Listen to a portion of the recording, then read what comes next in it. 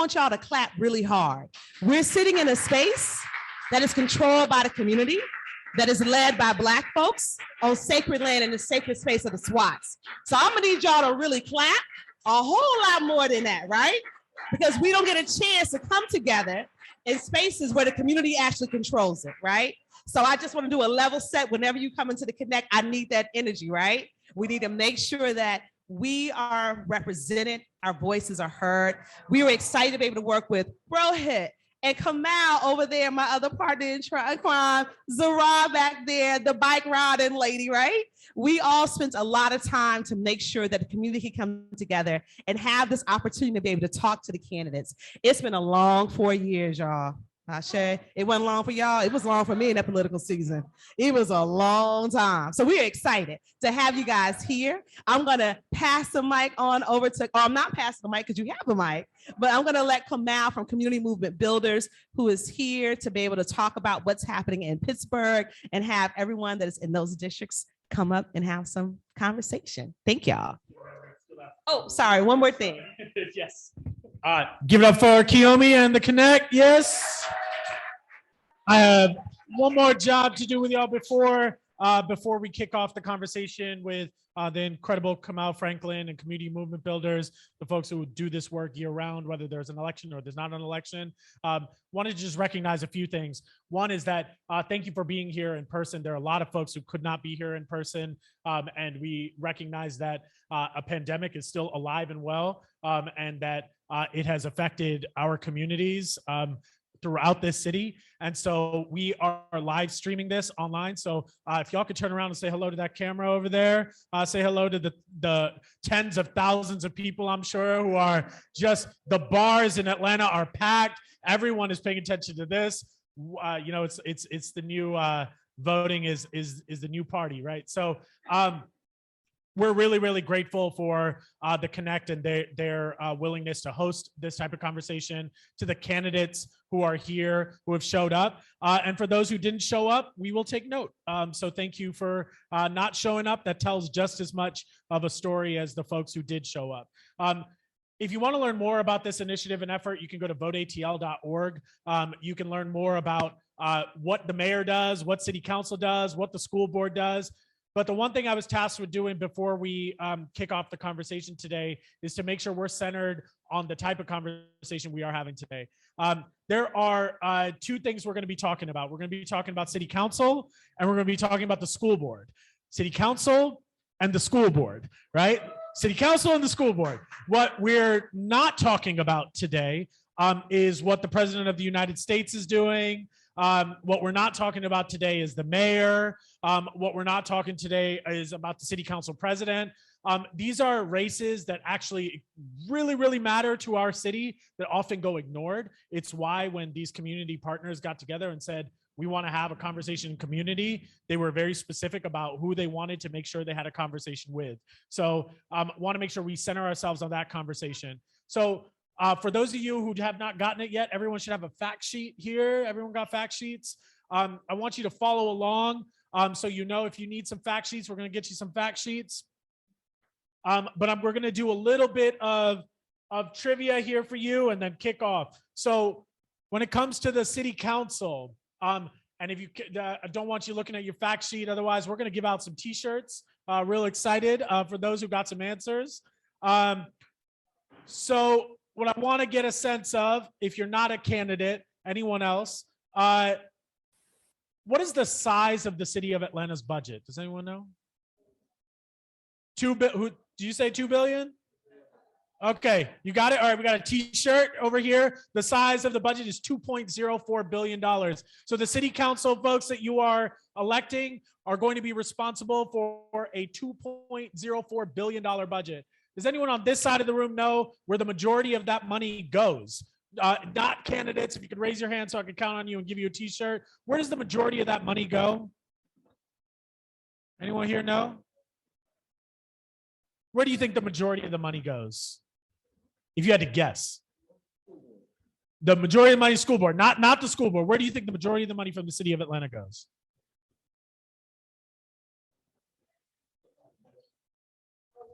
What'd you say? Police, that is correct.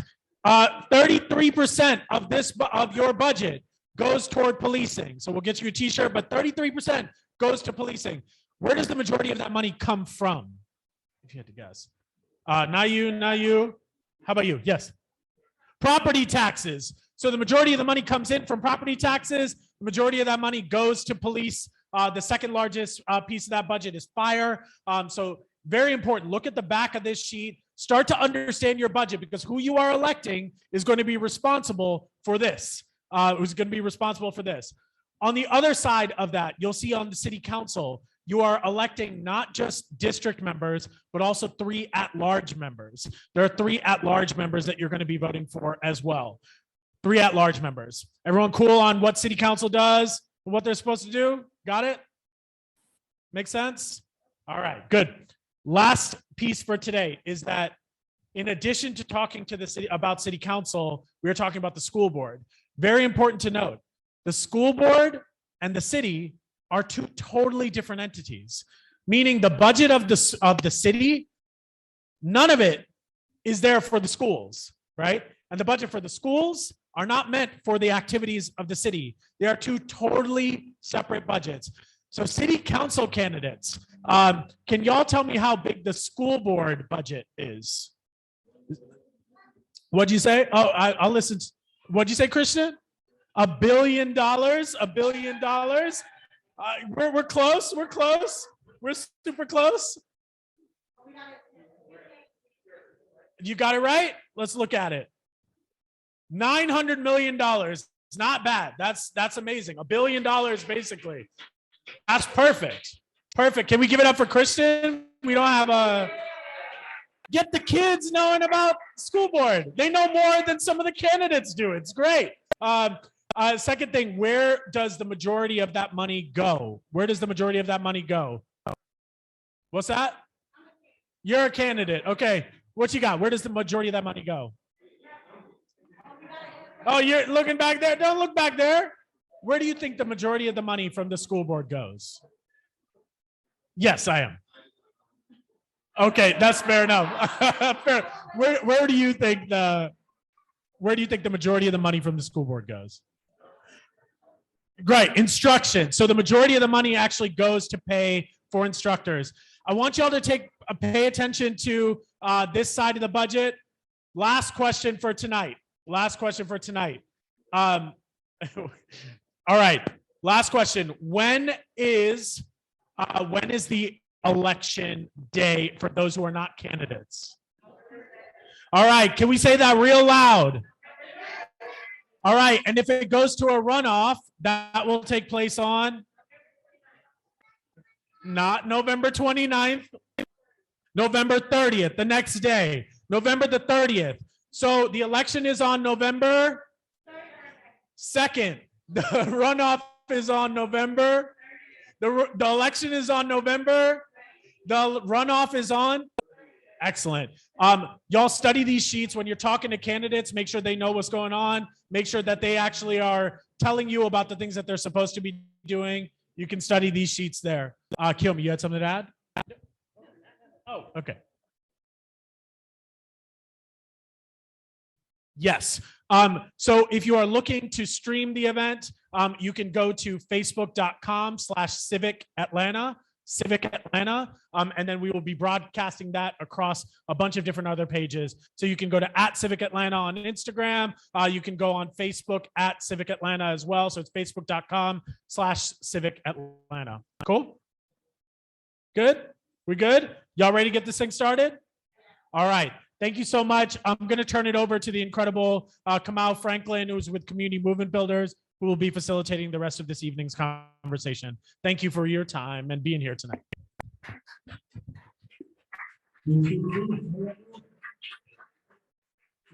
So quickly, my name is Kamau Franklin, organization representing the small community movement builders. The particular tonight's forum is obviously Southwest Atlanta, in particular the Pittsburgh community, Southwest Atlanta. So we know we might extend a little bit outside of that to be competitive at large. But it's important to understand that that particular neighborhood is where we as an organization are housed at. That organization was founded, I believe, in 1883 by so many Africans. It's been a and middle class black community for over 100 years. And then in the time period, particularly more recently, we had the so-called Great Recession, where the neighborhood suffered two similar events, right? Post-segregation, for a lot of middle class blacks moved out of Pittsburgh, and Pittsburgh really became a working class and poor black community. After that, the Great Recession really meant that a lot of people lost their homes. A lot of people could no longer afford rent or they lost their jobs and had to move out. And since that time of the Great Recession, what has really been happening, what really been happening in Pittsburgh is that we've had a rise of gentrification. We've had a rise of folks moving into Pittsburgh, snapping up houses, rents going incredibly higher. And we've had that happen under the mayorship, under the city council leadership, under the school board leadership of black folks. So we think it's very important to say that that's part of the reason why we wanted to have this forum. It's not so much that we expect the elected officials and those running for office to solve the problems at hand, because a lot of times these folks cause the problems at hand. Our role is to hold these folks accountable. That's why we wanted to do this forum. We wanted to talk about serious issues and real issues. Our purpose is not to support candidates, it's not to tell candidates that we think that we expect them to solve our problems as candidates, because in reality, we expect us as a community to really solve our problems. And our role, part of our role, is to put people on the hot seat who claim to be representing our community, particularly when the track record has been that Atlanta has gone from a city that is well over 60% black to one in the latest census that is no longer 50% black. Atlanta as a city still has the worst. Atlanta as a city still has the worst social mobility statistics in the whole country. Right? Atlanta as a city has seen housing prices quadruple and working class and poor people pushed out. And this has happened again under the leadership of black elected officials and them teaming with white economic elites. So that's a serious history that we have to confront as we talk about what the candidates who are here are going to do about that. And so that's not only the city council, but when we look at public education, we have to look at what's happening with public education. Why are people not controlling the curriculum of what's happening in our schools? Why are we fighting more to control the curriculum about what's happening in our schools? We don't get to decide certain things about who gets to teach in our class. We don't have any power in reality based for what happens in the educational system. So part of what we want to talk about is curriculum and power when it comes to public education, because nothing else matters. Education is where people begin to learn the narrative of history, and they begin to understand lessons that are going to teach them how to work, how to get ahead. But it also teaches people who they are and who they are. It gives them a certain narrative about what they look like what the country is, what the country has done, what they should believe in, right? So it sets a narrative. And we sometimes have to challenge that narrative, and we have to ask the people that we will elect to understand that that narrative needs to be challenged. And we can no longer do let's get along to go along. Right? We can no longer do that because time is of the essence. We're losing the city. Our folks, our working class folks, are losing their homes and they can no longer afford to pay rent. And so those are the things that we have to talk about and challenge in big ways. Otherwise, this forum or anything like it is useless. People understand that? People ready to proceed? Let's do it then. All right.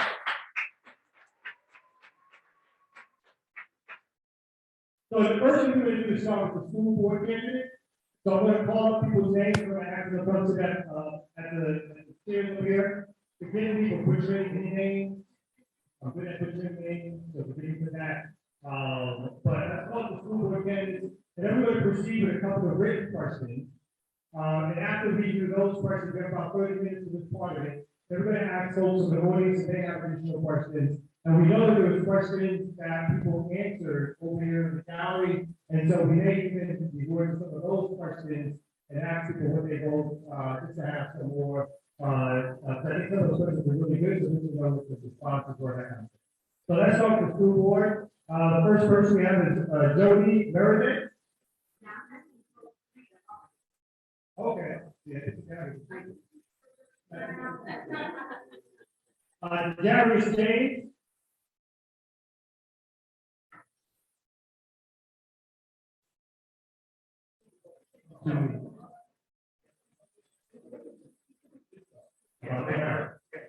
Well, yeah, I understand, it's not so important, I got it. We have, Jason Allen.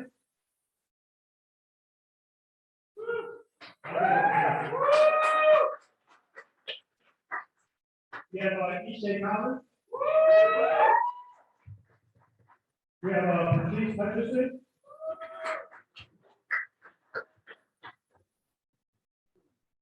We have, Jason Estevez. Right here. So I'm going to call, maybe I call out the names, I think I called everybody. The Jerry James. You know, like anybody else who went to the school board who's not been called, you need to come up. So we good? And I do have one note. So I don't, even though the system's not running on the school board or city council, they wanted to be known that, Tamara Jones wanted to be here. But she had, she contracted COVID, and so she could not attend.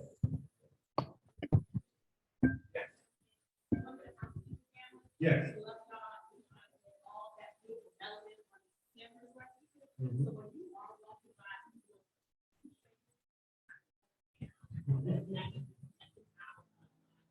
Okay. Gotcha.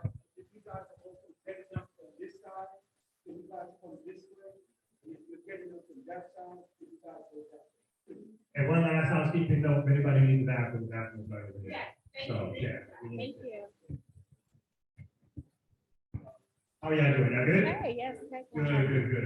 So I'm going to start with a question about curriculum. We talked a little bit about curriculum in terms of our opening remarks. And recently, the state school board, the state board of education, passed a resolution. And I'm going to read that resolution that's given here, and we're going to talk, ask you guys to respond about what that resolution is about. So the resolution states that collective focus remains that of providing the highest quality education to every child in Georgia, without political bias or political influence.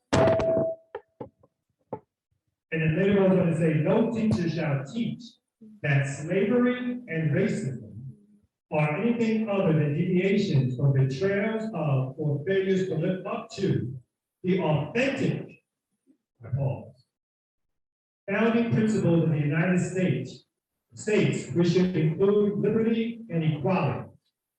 So obviously this resolution was passed in reference to the national conversation that's been happening around critical race theory. And as folks may know, critical race theory, in short, is basically speaking about the role vis-a-vis of Black people in America and the harm, the purposeful harm, right, that America has done to Black people. And this resolution was purposely passed, even though, to my knowledge, the curriculum was not necessarily teaching that anyway. But it was purposely passed because it became part of the national conversation, and it was meant to stop any parts of that conversation coming here, one. And two, it was meant to embolden a certain class of right-wing white folks into believing that there was a curriculum that was teaching something negative about American history. And to be honest, there's a lot of things, most of American history vis-a-vis Black people is negative. So my first question, I'll start 1, 2, 3, to go around, is knowing that this resolution was passed, right? One, what are your thoughts about it? But two, in terms of the curriculum, what is it that you think needs to be taught for Black kids to understand the true nature of American history and its relationship to Black people vis-a-vis capitalism and white supremacy and how that's impacted Black folks here in the United States. And please say your name and any quick bio that you want to give, and I stress quick.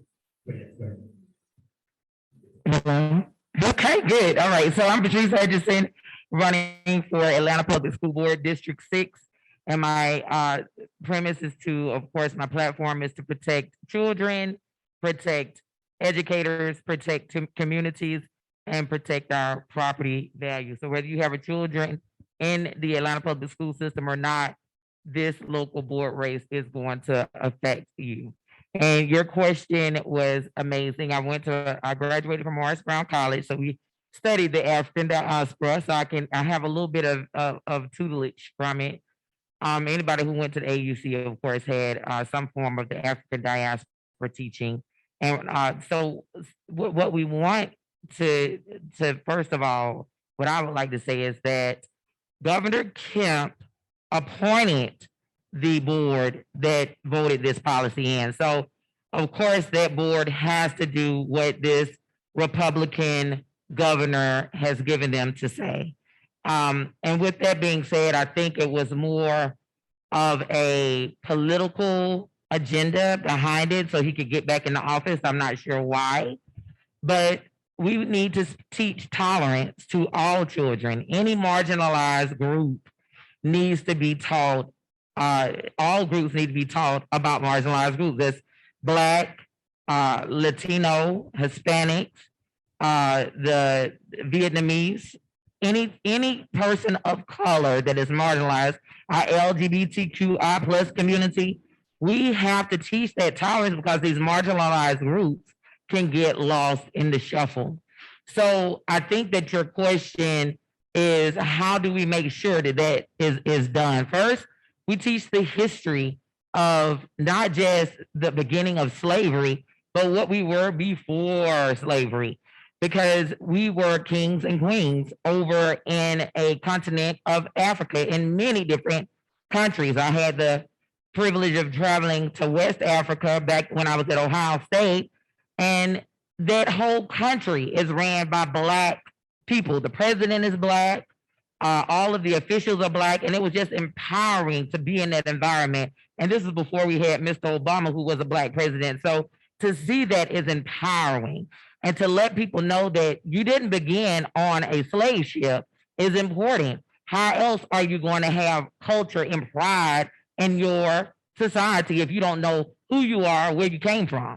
So anything that is taught, it must begin with where we came from. And we did not come from slavery. We came from kings and queens in the continent of Africa from many different countries. And then also our Latino children came from many different places as well. They have been in the diaspora just as well. So any marginalized group needs to be taught where they came from, not where they started from here in America. Hi, good evening, everyone. I am Ishay Collins, and I'm honored to serve as the current District 6 School Board Representative and Vice Chair of the board. And to your question, definitely serving in the board and board leadership, we were the first school system to put out a public statement, a board, to put out a public statement against Kemp's decision to put this resolution out there. And I want to make the importance of understanding what happens, particularly when it comes to curriculum and instruction. A lot of decisions are made at the state level that is pushed on local school levels to implement. And so it was very key for us to be the first school system, a predominantly Black school system in this state, to take a stance against that.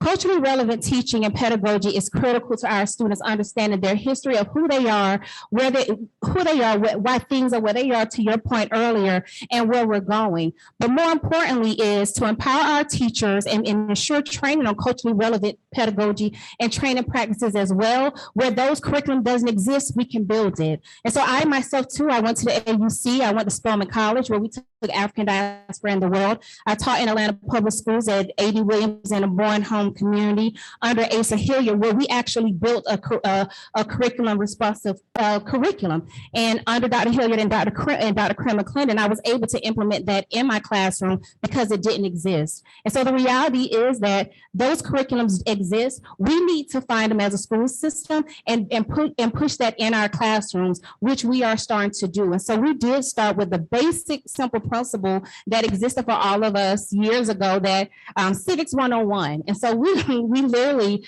just pushed Civics 101 and culturally relevant teaching, and just our students understand the democratic process, as a lot of these decisions that are being made by leaders, not only school board, but throughout, impacts them the most. And so for us and for me as a board member, it is extremely key that we always address our students' needs, but also truly invest in the education that is going to be an equitable, holistic, well-rounded one, where our children leave our educational system ready for college, career, and life, and are able to give back to the same city that they were born and raised in. I'm originally from East Atlanta. I've been honored to serve on the board for the last 8 years. And so what we have seen is this trajectory of stabilizing our leadership, stabilizing our schools, and also pushing equity and equitable options for all of our families. But our work isn't done, and it's very real for us. Our growth has been incremental, because at the end of the day, the larger issues that our families have to go home to and our children have to go home to is a generational poverty that rests outside waiting for them. It's the lack of employment opportunities that waits for them outside. And so I am honored to represent District Pittsburgh, where we brought a vacant school back online, the first Atlanta College and Career Academy in its second year, to train our children in the high school years and provide that opportunity for them. And so I wanted to stop there because I'm quite sure questions will go for the sake of time. Last question, do we have a time limit? Just because I know that we have other candidates in our responses. Yeah, the total is about 30 minutes, but I think each question will have to begin, but no more than like 90 seconds. Sounds good. Want to respect everybody's time. Thank you. Well, all right, good evening, everyone. I hope this is working. I'm Jason B. Allen. I'm a 17-year educator here in the city of Atlanta, and to address the question around critical race theory, I would have to say this as a special education teacher. If there are any other teachers in the room, we all know that in the PK through 12 system, we are not actually teaching critical race theory. In fact, we don't even have multicultural curriculum. And I know that that was stated. And so one of the things that we have to be proactive about is making sure that we're meeting the needs of every child. And that should be something that Atlanta is driving for the state of Georgia and for our region.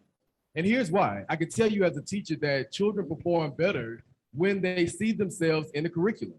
So here's what I have to do as a teacher. I know there's some fellow teachers in the room who actually are teaching history and economics around this. We have to go into our pockets and buy some of the books that you see behind me. We have to bring those into the classroom to teach facts. Because here's the reality. For pre-K through 12th grade, it's not critical race theory, it's facts. We're teaching our children the facts, but our curriculum does not allow us to do that. And so what I would do as a board member is to make sure that, one, I'm working with my board to ensure that we are developing something in policy that allows for us to invest in curriculum that reflects all of our students. Additionally, thank you, my brother. Additionally, we have to be on the state level advocating for this. I lead an organization in Atlanta that has had students speaking on what they want to see in the curriculum. Another thing that Atlanta Public Schools can do is to utilize our archives museum. The rich history that we have here in the city of Atlanta that started in the names of our schools is connected to our communities. That's how we started to teach right there. I know that my 5th grade teacher, Miss Edwards, is still teaching at FL Stanton. That's how I learned about Maynard Jackson. That's how I learned about the neighborhood planning unit that I went on to chair in my community, because my 5th grade teacher said, this is why this is important. That wasn't in curriculum, but she invested in the resources to make sure that every child was able to see themselves in the system so that we can change the dynamics that our people are facing. It starts with investing in curriculum that represents every child in our district, in our city. We're going to go to our second question, and then follow up to that first question in a few seconds. So I'm gonna make sure we get this in. So Black communities must have more authority over local school curriculum and educational decision making. What will you do to increase community control over local school resources, operations, and curriculum for Black residents? We can start again. Did you say reading? No, I said that Black communities must have more authority over local school curriculum and education decision making. What will you do to increase that authority for Black residents in Ontario? Okay, excellent. So the first thing is to make sure they have a school building. Right now, what's going on with this school turnaround plan, Venetian Hills Elementary School has been closed for over 4 years. It has been abandoned by the school board. And so we want to make sure first that the children have stability in the school system. Our children in District 6 are now being bused out of their district. So in order to teach them, they're going where they're not even represented. They're not represented in the cluster that they're being taught in. So they don't have a voice. So to put this into perspective, I went to Morningside this afternoon. Those children are able to bike to school, they're able to walk to school, they're able to have a great experience at school. Our children don't have that experience. They are bused out of their community from District 6. My goal is to first bring stability back where they're just in their building first. Once we get that, once the children are back in their building, just like Mr. Allen said, we need to give stability to the educators. Only on the south side are teachers and whole staffs losing their jobs because of the school turnaround plan. And this is why I was activated to become a politician. My voice was not heard by the school board. And so now I'm running to make it stop. I'm an educator, and educators should not have to be under duress, especially in a community where we have the majority of Black and brown children that need the most support. They need to have teachers that are there from decade to decade to decade because they know the dynamics of what many of these families are going through. So in order to give them support, let's put more warm bodies in the buildings, in their community together. And then we can get to actually curriculum. But right now, we don't have a stable school system on the south side, especially in District 6. Great, thank you so much. And also, as the current board member, I do want to take the privilege, if it's okay, to correct a lot of what was just said, because that's what tarnishes and hurts us as a community.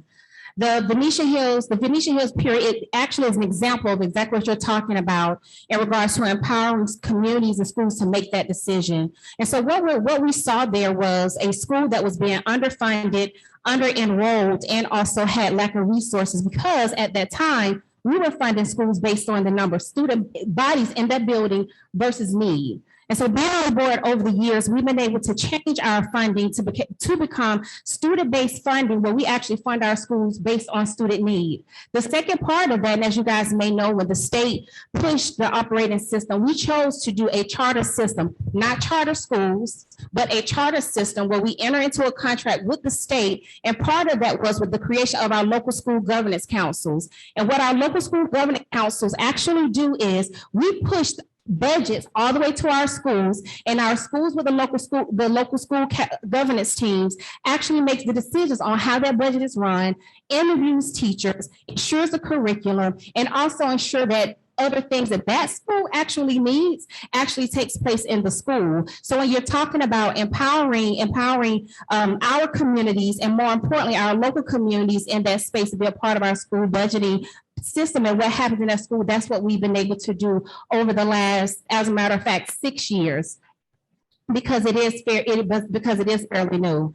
The example in regards to, and what I will say about that is, our schools on the south side of town are more stable than ever. This is the first time that we have thousands of children that are families bringing their kids back to schools for that very reason. Venetian Hills is an example where we merged two low enrolled, underfunded school and created a magnificent school, Tuskegee Airmen Global Academy, where I can show you data. When we made that decision in 2015, that school had a CCRPI, the state standards of 51%, And I can show you right now that school is not performing at a 72.7%.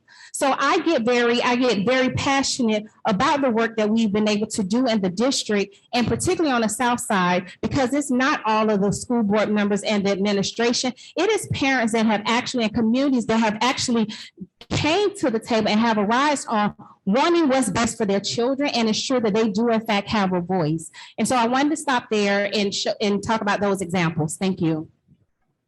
So I'm excited about this question because it speaks to the great need for Atlanta Public Schools to improve family and community engagement. 2015, APS spent a pretty penny on sending me to Harvard to study under Karen Mapp to help us develop a family and community engagement department, policies that centered around what we would do and how it would look. One of the things that we came back, there was a recommendation under Earl Davis that said we need to implement an ombudsman position, because that was something that we knew needed to happen to bridge the gap between the loss that has happened with our children. And I want to dwell in that moment for a minute, because Atlanta has cheated our children for a very long time. And it's not just our children, but it's also our educators. I come from a family of educators. And when I reflect back on what the system has failed to do, we have failed to improve schools. And one of the key metrics in family engagement, look at any school district in this nation that is doing well. They have invested not just federal dollars, that's Title I, all of the title federal dollars that go into our Title I schools. They also invested general funds. I can tell you as a former parent liaison who worked in this district that made $20,000. I don't even have kids yet, $20,000, but I worked alongside parents who served in this position who could not take care of their children who are in Atlanta schools. And so when you have people that are supposed to go out and build engagement, but they don't have the strength to do it because they're working 2 or 3 jobs, we have a responsibility to advocate for equity for our workforce. That's where we start the autonomy, because if I'm a parent, if I'm a constituent in the city and I see people who are employed, bus drivers, these are our cousins, our neighbors, our friends, our loved ones who are struggling to make ends meet. How are they supposed to come and perform 100% and have equity in what we do with curriculum development? They're not even being properly communicated with. My last point is this. My family's foundation is Lily's Foundation. We support grandparents raising school-age children. Many who grew up in the city of Atlanta, we know how special grandparents are. They had to fill in the gaps for a lot of our families. They're not getting the communication. They don't know how to get on the website. Yes, it's on the website. I commend APS for that, but let's be realistic. I'm trying to watch a 5-year-old. I'm 79 years old. I'm not moving as fast as I once was, and I'm trying to navigate through a technology age. How am I actually giving input into curriculum when the Go team at my school is not even functional? Go teams are nothing new. We had local school councils. If you grew up in Atlanta, you knew the power of the local school council. Our pastors, our postal workers, our city workers, our neighbors were on these councils to give input on it. And so what I would do is improve our policies around how we're engaging families and communities. Thank you. Thank you so much. Well, is there anybody in the audience who has a question? Raise your hand.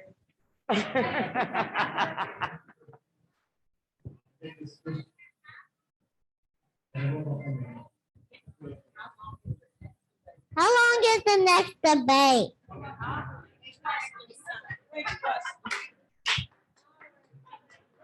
I think we actually have a percent.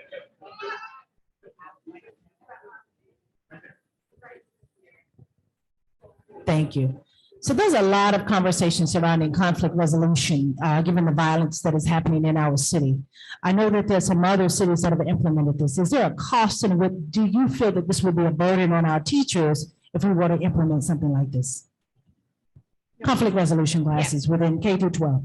Are you asking all of us or just Mr.? And I guess I hear you saying, what do we do about conflict resolution with violence? No, what she's asking is, sorry about that. So given the safety dynamic in Atlanta and public safety, there's a lot of conversation surrounding funding this. And my question is, do you feel that this will be an unduly burden on our teachers? And is there an additional cost to funding these types of classes K through 12? Okay. So, and I'm not certain if I understood correctly, but I will answer best I can. So I've been in education for 20 years. I'm a school counselor, and our goal is to always stabilize our school system and make sure we're not having the school pipeline to prisons.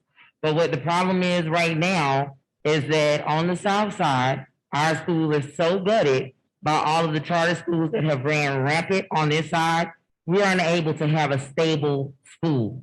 So until we have a stable school system, especially on the south side, where we have too many charter schools, unlike on the north side where they're being fully funded, we are going to always have these problems where crime could go rampant.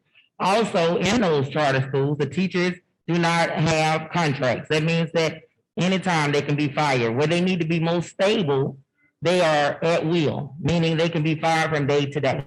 And that's not okay in education. I've been in public education again for 20 years.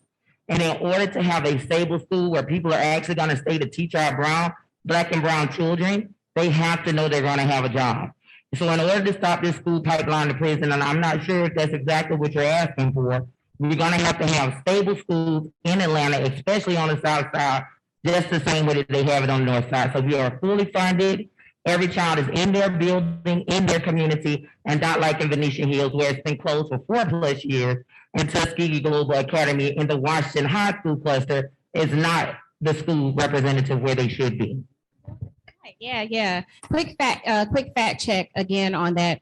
Venetian Hills, the Washington cluster is that attendance zone, and out of 19 schools in District 6, only 2 are charter. That is Candesia at Gideon's and KIPP South Fulton. So I just want to make sure the community is fully informed. But to answer your question, Mrs. Waits, absolutely. So conflict resolution is key, and we're already implementing that in Atlanta Public Schools. About 4 years ago, we made a huge investment in social emotional learning and supports just for that very reason. And you all may also recall about 5 years ago, we separated our police department from the city of Atlanta and created our own public and safety, our own public security and safety department for that very reason. And so it centers around training our teachers and our officers, but also supporting our students in the conflict resolution space.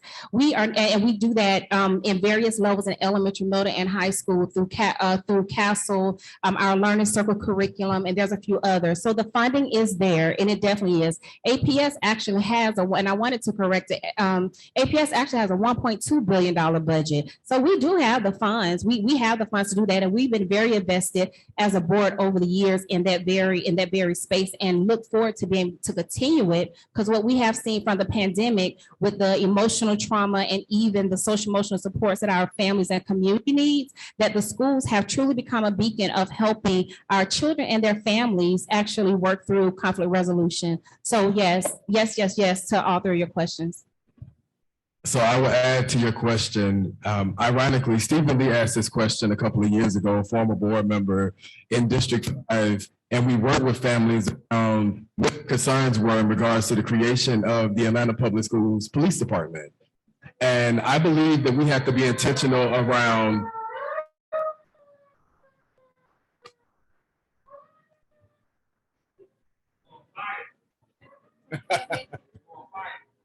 we have to be intentional around public safety. As the educator, as you know, we have an educator on here, but also as someone who has worked in the community, I know that we have a partnership with PAL, the Atlanta Police Athletic League, where my students who are often targeted because they're walking home from the store, they're out here selling water, or they're young ladies. And I want to also make this statement. It was actually young Black girls at Douglas High School who were on the corner selling headbands because they could not afford uniforms for SGA and Beta Club for the band. And we overlook our girls a lot of times in these conversations. And I want to uplift that, because when we think about the sex trafficking pipeline here in the city, we're not doing enough to protect our girls. But we didn't have a narrative around them. We went right to the water boys and demonized our young Black and brown boys in the city, because we don't truly have an understanding of public safety. When I think about public safety for Atlanta Public Schools, I'm gonna do this in 10 seconds. We should be investing, yes, school resource officers are needed. However, the majority of that money should be going to psychologists. I'm a special education teacher. I can tell you that we're not serving students well because we're not providing the staff to help us as special education teachers. We need more counselors. We need more social workers. We need more behavior specialists, and interventionists can help us to correct behaviors that we're seeing, not just in our schools, but in our communities. Instead, we're using dollars to go to officers in buildings, to patrol buildings, and we need support around social emotional learning for our students, but also for our families. And so that's what I would say in my perspective as to how we can improve public safety. We have 1 minute left, so we can't take more questions. I'm going to do a ask a quick yes or no question. And this is going back to the original curriculum, the original passage of the resolution. So the resolution said, again, slavery, racism, or anything other than deviations from the betrayal or failure to live up to America's founding principles. So my quick yes or no question is, are slavery and racism part of the founding principles of the United States? Yes or no? Is slavery, And racism part of the founding principles of the United States? Yes or no? well, at that point, we weren't human, so what do you mean?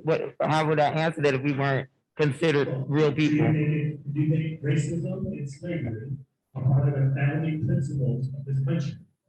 We had no representation, so I would say no. Yes, absolutely. Yes, that's a fact. I want to thank our panelists for coming up, our school board candidates. You heard around the board.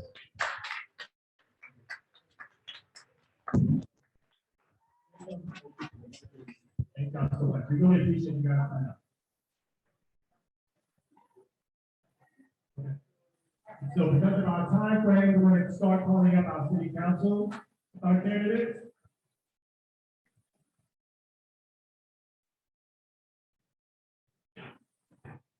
And again, I'm going to call from the list I have. If I leave anybody out or someone is here and they're running for that candidate, then please just take the, take the agency who's come on up this time. So, Antonio Lewis, Jackie Labatt, I believe, Keisha Waits, Sherry Williams, Alfred Shiggy Brooks, and I believe Jody, right?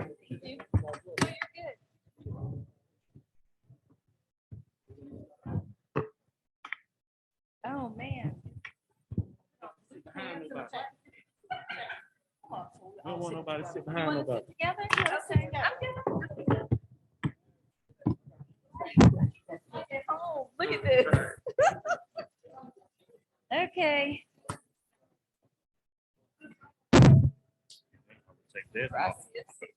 You are? Okay. Do I need to stand up or you're good?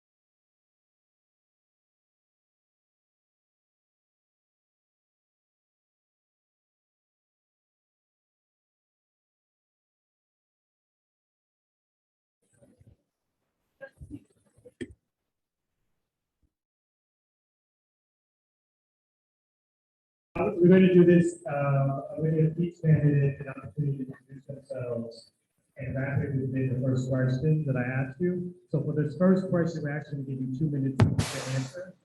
So in your introduction, remember that we're going to have a question within that. Please tell if you're running for a particular district or you're running at large when you do your introduction. Okay, we're going to start from here and work our way down. Okay. So the first question we have is, what do you plan to accomplish in your first 30 days if you are elected? So we have 2 minutes, and that includes your name, where you went from, go. Okay. He gave me a mic, but I don't know that it's on. You want me to use that? Okay. Thank you. Hello. Yes, I am Jackie Labatt. I'm running for, maybe from, Atlanta City Council Post 3 at large.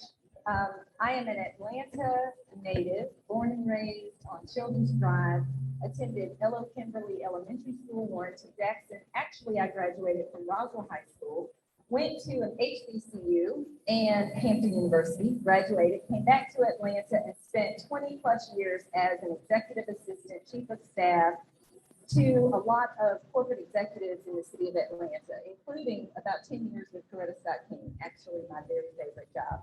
I am running for Atlanta City Council because I believe Atlanta is at a pivotal juncture and we need a leader who's going to unite the city. In my first 30 days, I would like to say that I'd like to hold some town halls across all 12 districts. Post 3 at large is a position, all of the at-large positions appear on everyone's ballot. In order for no one quadrant of the city to run the ballot, you have to live within a certain section of the city to qualify. But when someone votes for you, you're accountable to them. So I think that as an at-large candidate, it's very important because the incumbent in this seat, when I'm hearing, a lot of people just don't know who he was, and he served for 8 years, and that's unfortunate. But I think that we should, as at-large candidates, make a footprint across the entire city. I want to hold town halls. I want to build trust with law enforcement and the community. I want to make our city safer. And really, I want to just make people feel that we're doing all that we can. There's no light switch on safety, but I think that people just need to feel that our elected officials are doing everything that we can in our power, delivering the message that that's what we support. Yeah, this works. So my name is Antonio Lewis. I'm a candidate for Atlanta City Council District 12. I'm a native Atlantan who graduated through APA schools. I went to Cleveland Avenue Elementary, Crawford Middle, and South Atlanta High School. I graduated South Atlanta High School as the student body president, captain of the basketball team. I then went on to Middle Georgia College, where I failed, and the city of Atlanta picked me up. City of Atlanta used to do things like that. City of Atlanta sent me to Lincoln University. J.C. Hill Jr. introduced me to him. I graduated. Mayor Franklin made a deal. She said, if I graduate, she'd come speak at their commencement. When she came and spoke at their commencement, I spoke at commencement because I graduated and I was the first student in 30 years to speak at commencement. That was the commitment that the city of Atlanta once had in folks. I come from the humblest of beginnings. My mother was murdered when I was 3. So I have firsthand experience the effects of crime and bad policy. But that's not what we had when I was growing up. We actually we were a beacon of social mobility because we had innovative, dynamic leadership. Mayor Jackson, Mayor Mansell, they worked together. We live in a city where our mayor quit. We have Buckhead wanting to annex out, and Black folk born below the poverty line have a 4% chance of seeing any social mobility. After 17 years, I'm running against a person who's been there for 17 years. We're talking about Pittsburgh. That's my district. She's not here. I'm hoping to earn people's support. I put myself up for a city council because I've worked in this field for a while. I worked for the labor movement for the past 6 years. I graduated college. I took a job on Capitol Hill in DC, working for Congressman Lacy Clay Jr. I worked with Congressman John Lewis to bring funds to Ferguson, Missouri before Mike Brown. In my first 30 days in office, I will be working to bring back the Mayor's Next Step program, a program that actually worked.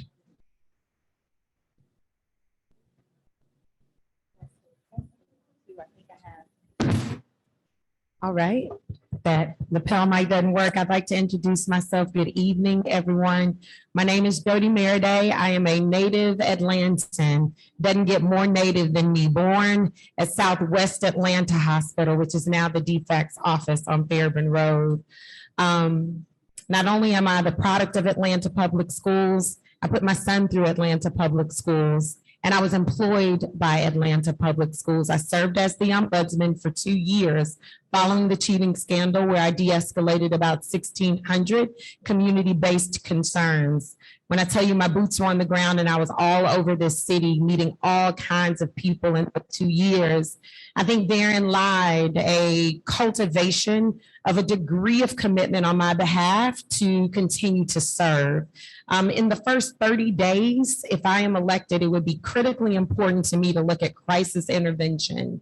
I am looking at the lifting of the moratoriums in relationship to renters as well as foreclosures. And I would be looking to cultivate partnerships with the private sector to develop some safety net programming that would ensure that people could remain intact in their homes for 90 days. When I come around this city and I see children playing instruments in front of grocery stores saying, I want to help my mother pay her rent, within my first 90 days, what we would do is stabilize people who are struggling around housing and food.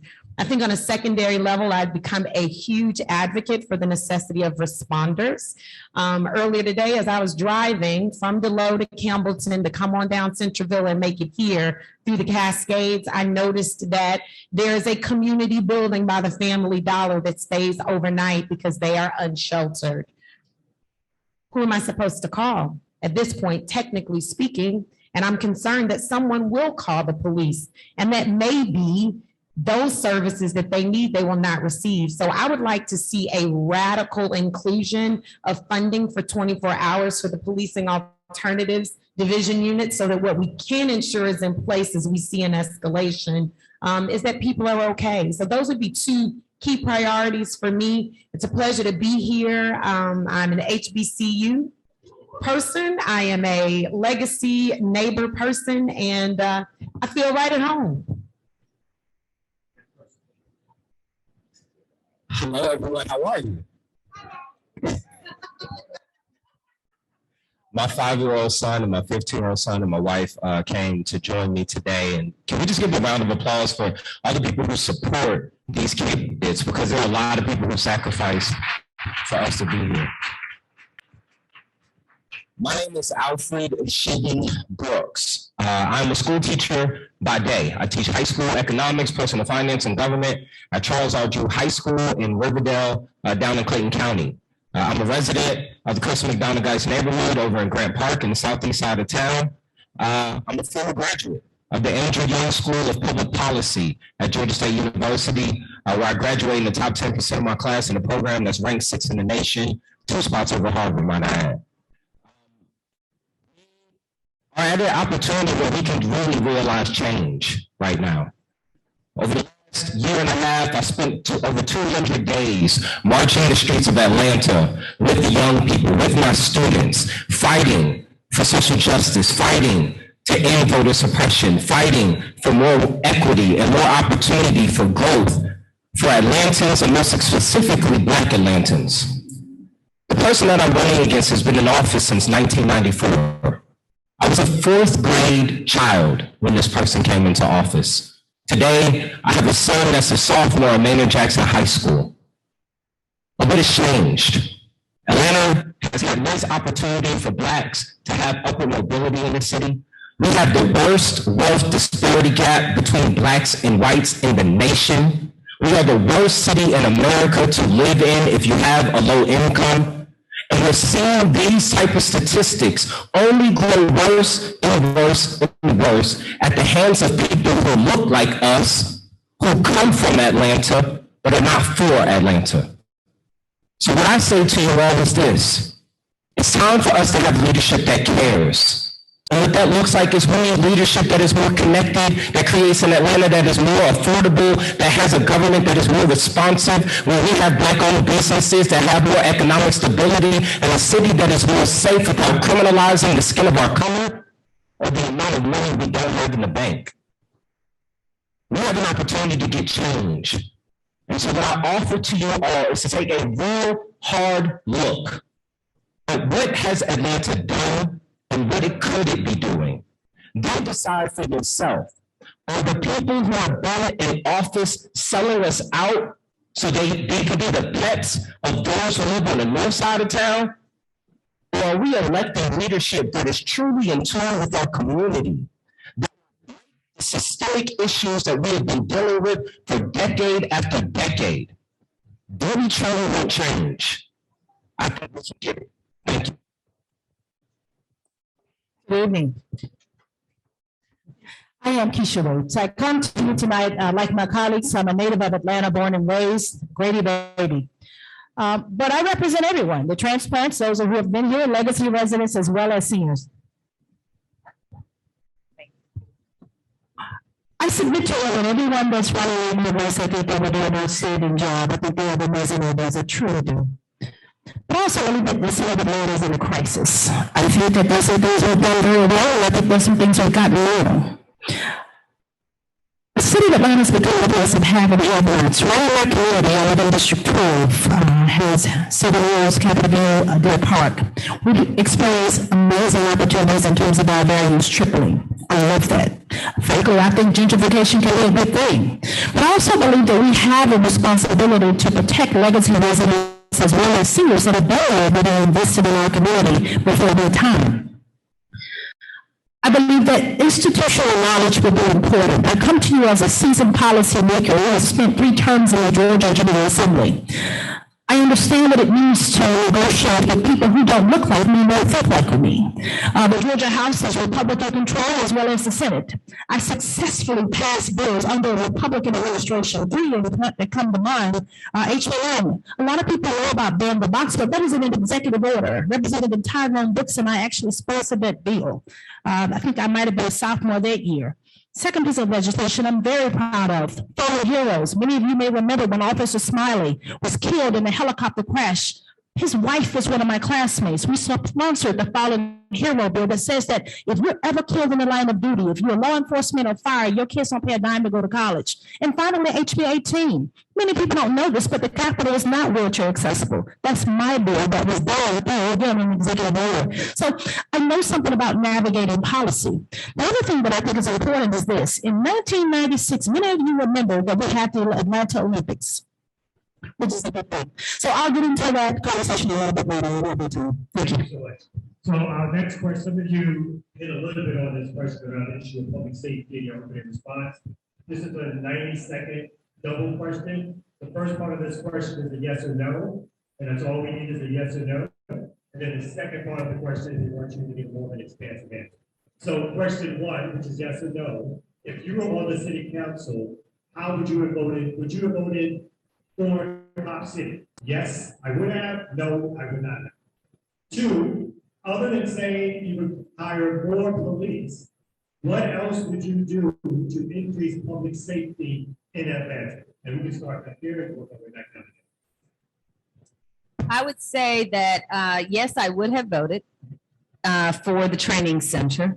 And in terms of public safety in Atlanta, I do think we, in addition to increasing the number of police, I think first and foremost, the police who are on the force, we have to undergo a different kind of training.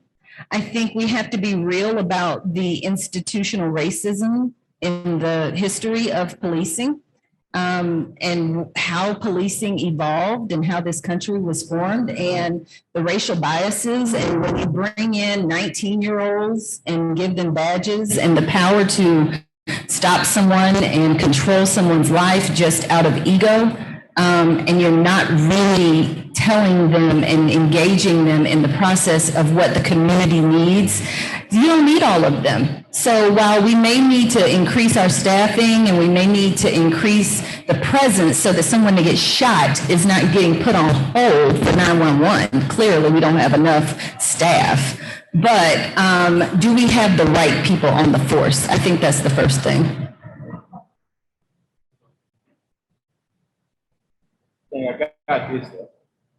So no, I would not have voted in favor of Cop City. While I do think the police academy training facility does need upgrades, I do not think we should have been able to meet our climate change crises in 2035. I don't think we should have torn down those forests. So the second part of the question was, other than the conversation, what else would you do to increase public safety? Yeah, that was me. I was testing it, right? So to increase public safety, right? Something we haven't done in Atlanta in a long time. We don't have all the answers. But we do have what we've always had. We have Morehouse, Spelman, Clark, Georgia State, Emory, Georgia Tech. We have all of the universities in which we actually do need to have them run a study, have them actually do some real work so that we actually reform what policing look like in the post-George Floyd way. The training that we need in policing, I think I've been working with community movement builders for a long time. When I see some of the folks who are in the building, I think we need to actually work with organizations like them. I mean, like your movement builders to actually do community policing, similar to what we did on Cleveland Avenue and Cleveland Avenue and Old Hateville, which is one of the most dangerous gas stations in the city.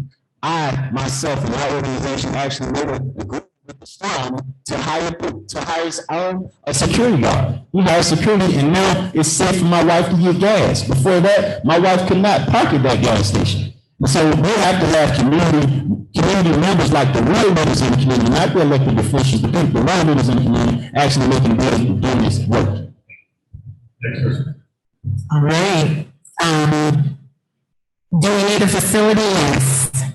Was that the location that the community wanted the facility to be at? So as a representative of the community, I would have been inclined to continue to build consensus until we found the appropriate location where what we could have concluded was that we were going to do the least amount of harm. We have to be thoughtful about the environment and our neighbors and other communities that are around us, as well as the voices of community persons who thought this is not a good idea and there's not been enough engagement. What are the alternatives is a critical question. Again, the PADS program, Police and Alternatives Division, I think is necessary. I think we've got to have very assertive diversion programming as well. Systemic and institutional incarceration of the BIPOC community is deeply personal for me.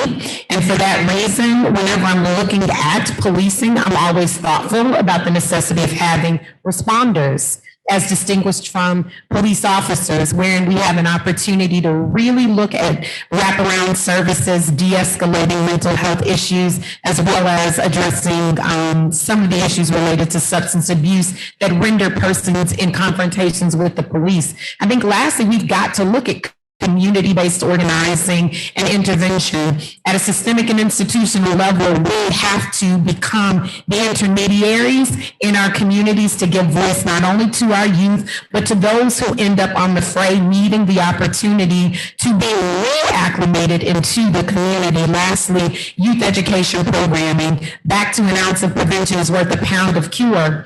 We've got to start with our youth. We've got to employ and create opportunities for entrepreneurship. Thank you. Would I have voted for the police training facility in Southeast Atlanta? I have to answer that in 2 words, and that would be hell no. One of the main reasons why a lot of the folks who voted for the police training facility voted for it is because many of them are having their campaigns funded by the Atlanta Police Foundation. And the Atlanta Police Foundation is funded by many of our Fortune 500 and Fortune 100 and Fortune 50 companies in the city of Atlanta. That's why that was voted for. And let there be no confusion about it. And even those who may be candidates today may be opposed to it or may be for it, it has a lot to do with who's funding their campaign. Let's be real. So let's talk about the numbers. City of New York has the largest police force in the country. They have a police training facility that's 31 acres. City of LA, second largest in the country. They have a police training facility that's 20 acres. Atlanta's police training facility is going to be 85 acres footprint, just the facility itself, and a 362-acre facility in totality. You're going to be tearing down a forest in a predominantly black area in the unincorporated DeKalb County, just hundreds of feet away from McNair High School and the big part of Black babies, where you're going to be burning buildings over and over and over again and imposing environmental racism on the backs of Black people. And one of the strongest supporters of it is the man I'm running against, Michael Julian Bond. And that man's own campaign manager, Bernie Tokars, is responsible for a project through Metro Green in which they built a concrete recycling plant in DeKalb County in Stonecrest. This is what they do. People who look like us burn us down. And it's time for us to put a stop to it. Yes, we need a new training facility. Yes, our police officers need to be better trained. Ain't nobody out here said me and Antonio have been on the front lines fighting for social justice over the last year. So if anybody knows about police needing to be trained better, it's absolutely us, because we risked our lives for it. But we got to do it in a responsible way. And we don't do it at the hands of burning down the environment in the backyards of Black babies. My understanding is that we have another candidate here, also Sherry Williams. Sherry. Sherry Williams, is she in the room? It's up to you. Do you want to or not? Is she here? Come on, Miss Sherry. Come on, Sherry. Okay, she's just here as an observer. Okay, that's fine. Okay, so she's gonna participate in another. It's Pittsburgh. Okay, so go ahead. You can answer that question. Sure. So part of being a policymaker is making tough decisions. That's what the job is. And one of the things that troubles me about this particular conversation is that there's been so much division unnecessarily. I think it's okay to disagree, but I think that there's a way we do it and a way that's respectful and kind. So as I said earlier, I served on the Public Safety Committee. So I think I know something about setting policy. I would say that I voted on over 1,000 pieces of legislation surrounding public safety. So, and I'm pretty sure that my colleagues here as well, we're also committed to public safety. So I want to set the record straight there. Yes, I would have voted for the training facility because it is my belief that if our people are trained properly, Rashad Brooks may still possibly be alive. That's the first thing. Number two, the city of Atlanta actually owns the property. In terms of the forest, I'd rather you cut down the forest than you move, and you have to move people's homes and possibly replace people with buildings and property and so forth. So for me, that was the reason why I would support it. Do I think the city of Atlanta got it wrong in terms of public engagement? Absolutely correct. Do I think there was a level of disrespect to the residents of DeKalb County? There's no question about it. We've also done that in South Fulton, but again, we're having a conversation today about leadership, and that's one of the reasons that we're all running to replace some of the leadership that was made. We're not always going to agree in terms of how we move forward. I believe we have to pay people properly. There's a reason why we have attrition and retention regarding our officers. When we lose them to Gwinnett and Cobb County, that's a problem because we have to continuously retrain them. In 2001, we closed our bars early because we didn't have enough police officers. Right now, we're still fighting the same issue 20 years later. Thank you. Thank you. So our next question is on the issue of gentrification. And so this question is not only specific to Pittsburgh, but it's obviously happening all over Atlanta, right? Where again, as I noted in the opening statement, Atlanta has gone from a city which is at one point over 60% Black to one in the latest census tract is now below 50% Black. Everybody knows housing prices, rental prices are going up. And so that means that working class and poor people are being pushed out. What are your plans and your ideas around stopping this type of gentrification to happen and having development which supports working class and poor people living in Atlanta? And we give you 2 minutes for that question. We'll start here and go down. Thank you. I don't think, like my colleague, Ms. Waite, said earlier, that gentrification is all bad, because sometimes you do want the communities to be uplifted. I just think we need resources in place. We need to educate people about those resources, and we need to make a way for legacy residents to remain in their homes, whether it's through tax abatements, whether it's through funds that will enhance beautifications and improvements to their homes. I think that for our youth, we need to look at some vocational training. I think we need to look at getting our kids in the workforce in an earlier capacity. We need to start at maybe age 10, engage youth and mentor them and actually praise them outside of a report card. You may not get straight A's, but you may have talents in other ways, and you may be able to contribute to society and have a career that doesn't mean that you have to be the valedictorian of the school. I think that as we look beyond the pandemic, we're going to see a lot of kids who don't have a 4-year degree. And so I think that we need to use the youth in a way that's productive and engage them into the workforce, so that some of these small businesses who can't get people to come to work, they're bringing in employees, and we actually train people up into better careers so that they are able to stabilize themselves and work and live or live where they work. So It looked like it's on, but this is definitely confusing now. All right, I thought I had it right. So that's a two-part question I think you asked. One portion was about was gentrification good? The second question was about, first portion you talked about was 60% Black, Atlanta being 60% Black and falling Basically, in. I was laying out that gentrification is happening in Atlanta and Black people as a majority are being pushed out, and working class and poor people are being pushed out of Atlanta. So therefore, what would you do as a city council representative to stop that and to build housing in communities that were affordable? Point of clarification, what year are you using the 60% Black at? What year? It means something to my answer. I may be slightly less than 6, maybe it's in the high 50s. Okay, so thank you for saying that. So I've always lived in Atlanta. I'm a 5th generation Atlantan. All 5 generations were below the poverty line until actually we had 2 generations that they went back below the poverty line. I can talk about bringing apartments back, bringing public housing back online. We think about Jonesboro South, in that same area, Jonesboro South, Jonesboro North, Lila Valley, we're about 2,200 apartments. So if you think about in our area, 2,200 apartments means at least 3 people live. There was public housing, at least 3 people living there. So then we're talking about 6,000 people that were just displaced from the city of Atlanta.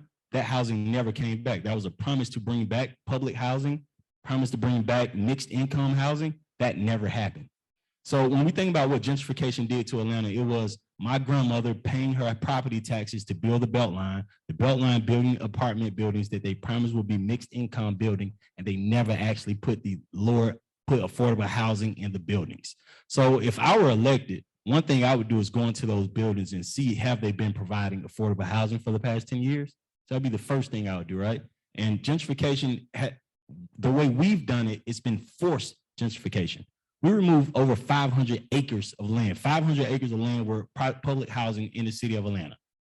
I just named 3 apartment complexes in which they tore them down. Jonesboro South is the only one that they've built back on. And right now, houses over there are $400,000. Not one person that live there can afford to move back there. So I think gentrification, the way we did it in Atlanta, was forced, and it has a negative impact. We got new buildings, no resources, and we got displaced. So we just did it totally wrong here. And that was just because the dynamic and innovative leaders that we had, we just no longer had anymore. Addressing gentrification, I'd like to start with self-determination. First and foremost, looking at legacy residents and doing a campaign that says cast your bucket down, and looking at moratoriums on the taxes that our legacy residents and our seniors are paying, first of all, so we can locate them, know where they are, and be sure that they stay. Second of all, intergenerational wealth, critically important. First-time home buying programs and the banking institutions that work in our communities, being sure that we have access in reference to our youth to first-time home buying opportunities, so that when Big Mama's transition occurs, we're ready, positioned, and able not only to acquire Big Mama's house. Oh, she's on fire. Yes. Give it a moment. The ancestors heard. That's how y'all feel.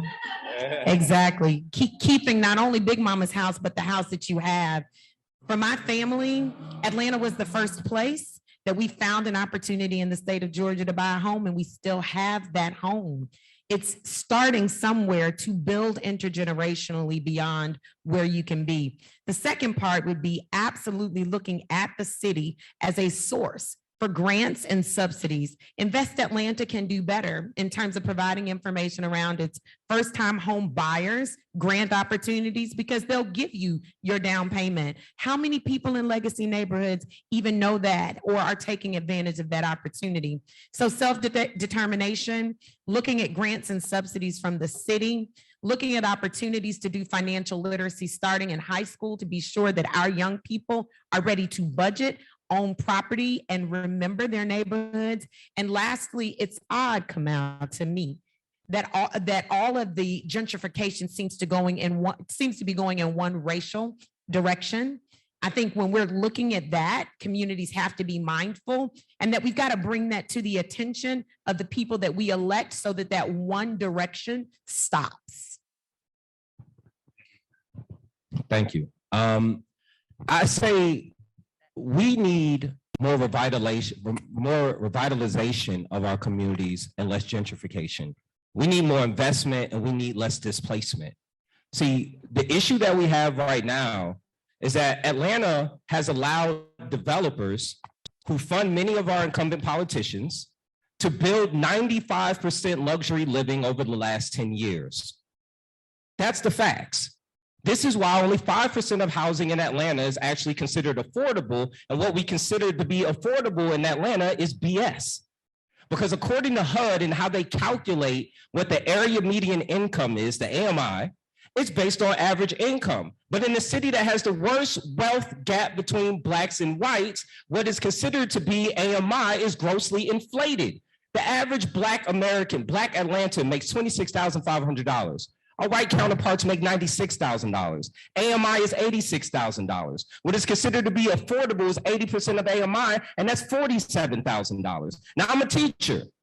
Our starting pay is $46,300. Starting pay for a police officer is $46,000. One step pay increase, and we're not even eligible for affordable living either. And we're not even going to get into the fact that teachers start at a low income.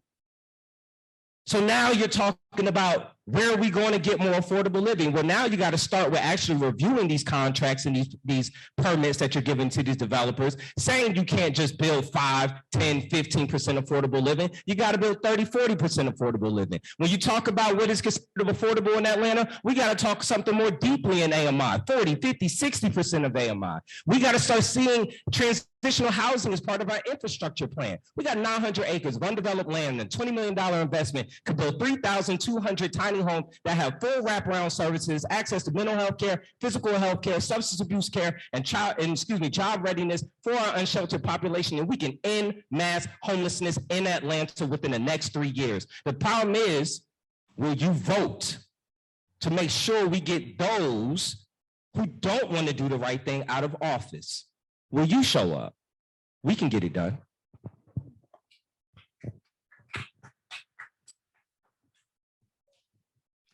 I submit to you that I agree with my colleague. We have a leadership issue. I do believe, and I've said earlier, that gentrification can be a good thing. If you have communities that are blighted and full of foreclosed homes and overgrown grass and so forth, and people don't feel safe to live there, nobody wins in that dynamic. However, I think that we can get this right. And I was passing this survey around to my colleague earlier. Many of you remember here in the city of Atlanta where we had public housing. That was people's homes. And even though there are some people who feel that Perry Homes is something derogatory, many of us do not. But there are a couple of areas that I want to point out that I think is important. Bankhead Courts currently has 45 acres of land, Bowen Homes very similar, Inglewood, Gilbert Gardens, Herndon, Hollywood Courts. All of these places right now are owned by the city of Atlanta. So when we have a conversation saying that we don't have anything for affordable housing, as my colleague said, it's not true. The conversation is about will. We have instituted these community benefit agreements that don't benefit anyone but developers and not people. So I submit to you, we have to make changes in terms of how we have done business and ensure that the decisions and policy that we're setting actually benefits communities.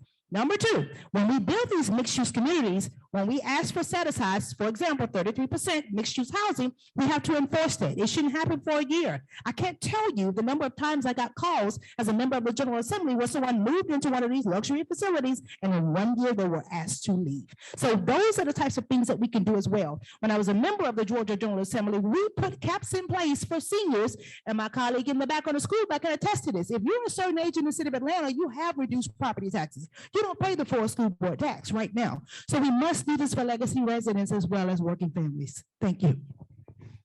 So we're going to open it up to questions from the audience. If there's anybody who has a question, please raise your hand. We have one question back here, one over there, and then one over there.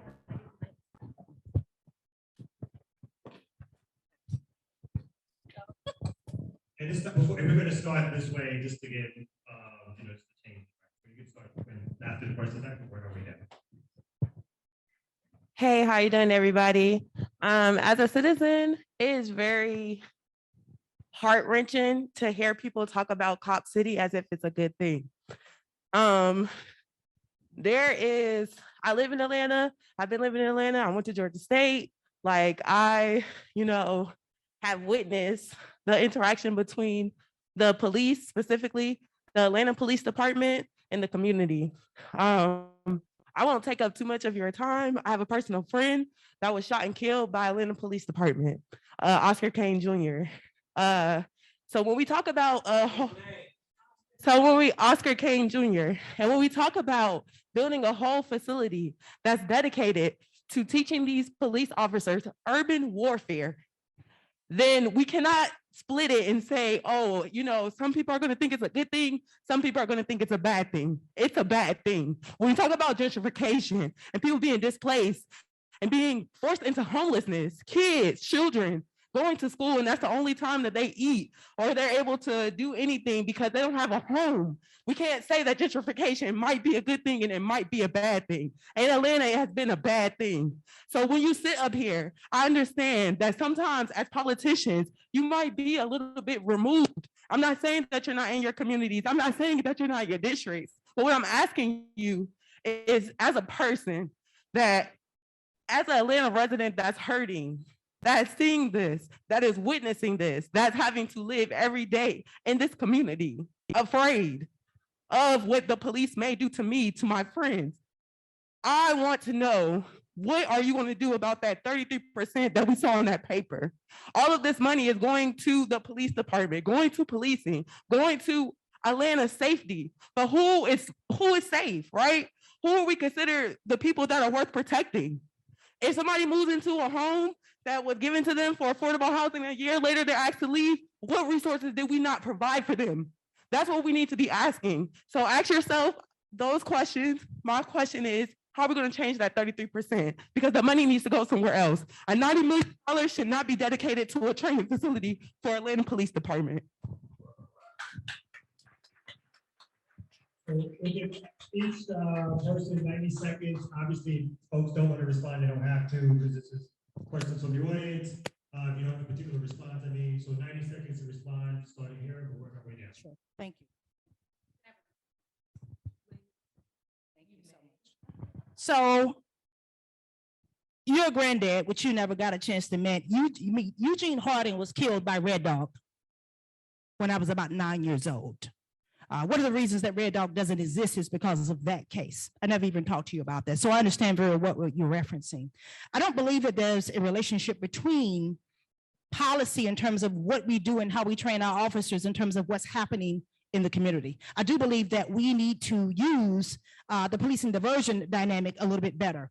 Many people remember 20 years ago, we had mental health facilities all over the city of Atlanta. We closed most of those due to federal cuts and state cuts. So that's a conversation that we don't often have. Many times our officers are dealing with dynamics that have nothing to do with policing. Oftentimes it has something to do with social justice issues, mental health, and other areas. The criminal element is very, very rare in those conversations. And so that's one of the reasons that I'm so pro training. Did we get it wrong in terms of how we went about Cop City? I'm in agreement with you. I do believe that Cop City is a word, though, that has been used to divide us. In terms of gentrification, I come from District 12. I come from a single parent home where my mom worked 2 jobs. I understand it very, very well. I live in a home right now where my value has went from going from 100 to now over $300,000. So I know something about that. I know something about struggling to pay my property taxes, just like my neighbors. But here's what I will submit to you. It's an issue of leadership, and that is setting policy to ensure that legacy residents can stay in their home as well as senior citizens. I mentioned to you earlier that we have caps right now for seniors, and we can do that for seniors, and we can do that for legacy residents as well as working families. But what I do think we must do is stop the misinformation campaigns and have a conversation about how we're training our police officers and what we're teaching them in terms of their relationship with the community. Because I think this division is part of the problem that we have right now. Thank you. Thank you. Let me first say there is no misinformation. The facts are the city of Atlanta is going to build a police training facility in a predominantly Black area that did not want it, that is larger than the size of the 2 largest police forces in the entire country combined. It is out of touch, it is not in tune, and it is not what the people asked for. Many of the people who would have voted for or did vote for it will say things like, I've never gone into a community meeting and heard people say they want less police presence. I can guarantee you they ain't walking through all the communities. Because the truth is that in America, the communities that have the least police presence are the safest. Let's be honest. I live in Grant Park. It's 63% black. It's more black than the city is. And we have less crime than most other parts of the city. And why? Because it is a more affluent area. See, where you have poverty, you have crime. Where you lack opportunity, you have desperation. And the result of it is people doing whatever it takes to try to survive, put food on the table, or hold on to the last thing they have left, this thing called respect. Which is why many of our young people will fight or die or shoot over this thing that is not tangible called respect. So our young people need another sense of ownership in this community. Yes, we need to be investing in our young people better and more. We have park and rec centers throughout this entire city that have not been used, not been open. We took hoops off the backboard and let them do an all-star game in Atlanta. We have forgotten about our young people. And it is only because people rather get their bread buttered by the corporations than do the right thing by the people in the community. Yeah, I really felt what you talked about. As the mother of a son, you never know, right? Like everybody has the talk to say, what will the encounter be? What injustice may you face? You know, what part of your journey wherein may you find someone who just judges you on the basis of your skin and treats you subhuman? So when I'm thinking about public safety, and I always pair it with criminal justice reform, I'm not disconnecting justice from the idea of safety, because I think lacking is the sense of justice. Institutions that will allow us due process, institutions that consider, respect, and regard us at a systemic level. So again, when I pair public safety, I'm thoughtful about the necessity of criminal justice reform as well. I'm thoughtful about the fact that it's not about hiring more officers. That's not the solution. We cannot arrest our way out of crime. We cannot lock crime up, pack it away somewhere neatly, and believe that that will then end it. It won't. Systemic and institutional injustice at its core root is where we have to start. When they were talking earlier about Africans in the diaspora in the world, I taught that for 6 years at Spelman as a gateway course. My doctoral area is African American studies. So at a deep, deep level, I know how important it is for BIPOC communities to be really at the core of what's next when we're looking at reform, equity, and justice at a systemic level. So I think I spaced out when you said Oscar Kane's name. I don't know if y'all know my relationship with Oscar Kane's from Cleveland Avenue. I slept head to feet with Oscar Kane my whole life. I spoke at Oscar Kane's funeral. I took his mom out to eat the day after his funeral. His mom, Mama Sanders, his sister Chocolate, and I took them out to eat the day after the funeral. 6 months before Oscar Kane died, before he was murdered by Officer Kelly. I know the officer's name. Before he was murdered by Officer Kelly, Officer Kane lived in a house that I owned, that I rented out because I was traveling for work. I was hopeful I can get home. His job, he got right before that, I got him his job. That was my real friend. We were in a rap group together when we were kids. You know, so when I hear Oscar Kane's name, I think I spaced out a little bit. Same with Rayshard Brooks. Rayshard Brooks is the same thing from the same exact community. I grew up with Rayshard Brooks' brother. Rayshard's, we call him Lil Mac. He's younger than us. He's a kid to me. So to see it happen to him like that, a kid I used to thump on the ear, so I've been spaced out since you said his name. When we talk about 33% of our budget going into the police department, I always think about my household. Would I spend 33 cents out of every dollar on security for my house? I don't think my wife will let me spend 33 cents out of every dollar on security for the house. So I think that you judge a man by how he treats the things of people that need him the most. I think he judges a city by how he treats the things and people that need it most. We've been running our city like a business for far too long. Our city has to become a city that takes care of its citizens. And so I think that Atlanta did right. I think Atlanta's the best city in the world. I think we did right. Joyce Shepard is over public safety. She's been over public safety for the past 2 years. Before that, we had the best public safety in the history of our city. I think we did it right. I think what we did wrong was we put a person who wasn't innovative over it. So thank you. See, I told you I spaced out. Right. So let's just take the elephant in the room, and that would be that I'm married to the sheriff of Fulton County. At the end of the day, I'm a mom of 2 Black males, 23 years old, both of them. They're not twins. It's a blended family. I'm a mom of 2 26-year-old Black females. And like any of you, since we've relaxed the marijuana laws and so forth, and besides that, there's just life, depression, mental health, and peer pressure and teen life. Anytime my phone would ring from the time they could get behind the wheel, my heart would sink. And so I always thought, God, I hope they're like Patrick, whoever's pulled them over. I hope that they're like him and don't use his name because everybody don't like Patrick, right? At the end of the day, it was just one of those things where I want to bridge the gap. I feel like if you get pulled over for a DUI in Alpharetta or Johns Creek tonight, they're going to call you an Uber. They're going to give you a ride home. They're going to sit you in the holding tank till you sober up. And it's to be dealt with at some other time. Below a certain point, and in Atlanta proper, you're going to Fulton County. You're going to the city jail, but probably to Fulton County. And it just really pissed me off for Rashard Brooks to be dead. And he wasn't even driving the car. He was asleep. And the officer said, hey, wake up, pull your car over here. And he did pull it over. And then they had a 30-minute conversation. He couldn't get an Uber. I mean, that's the kind of training, because when I had conversations, not just with my husband, but also with other law enforcement, why the hell couldn't he just get an Uber? I mean, why couldn't y'all just call somebody? He said, I want to call my sister. Now, at the point that he decided to fight the police, he turned around, he shot off the taser and all this other stuff. Everybody want to quote to me the SOP. Well, the SOP says it's time to change the goddamn SOP. That's why we need a training center. That's why we need these officers to be trained.